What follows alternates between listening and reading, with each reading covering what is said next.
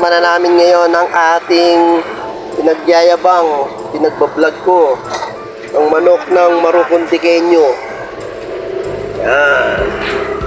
Dahil sa mura lang siya, nagkakahalaga lang ng 310 ang isang buo, ang half 115, ang lepo 160, ang leeg ay 12. Kaya ano pang hinihintay nyo? Titikman ko na to. Tara na!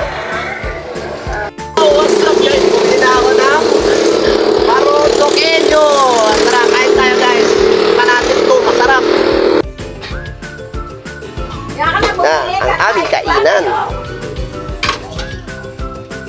Ito kasi sa amin, nagkakainan. Under rice.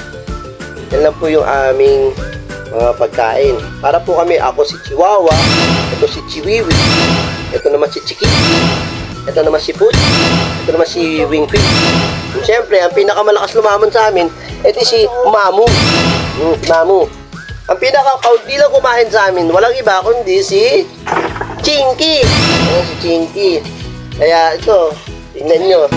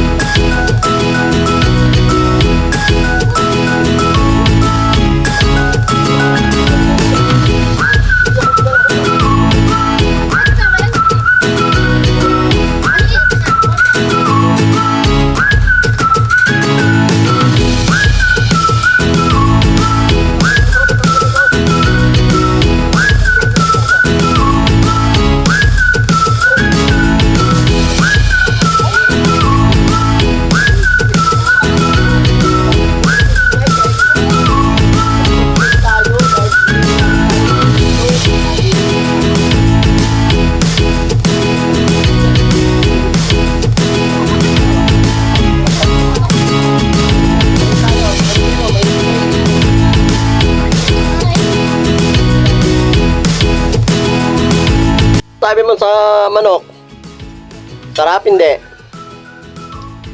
Sarap. Ikaw, Kalbo? Sarap. Ikaw? Sarap. Ayun, sarap. Then number 10. 100 over 100. Wow, ganyan kasarap ang Tamis. Marukunti lechon manok.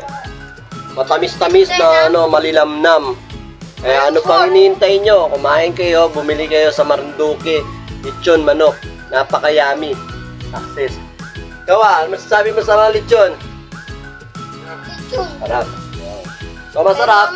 Guys, kita nyo, nakailan Andy rice sila, Swak na swak. Kita nyo, guys, pagka ang aming, ganyan kasarap ang lechon manok ng binili namin. Ayan, nawala na yung balat Yan, ito yung balat. Yan ang lechon, napaka-yummy. Kita nyo, inubos nila.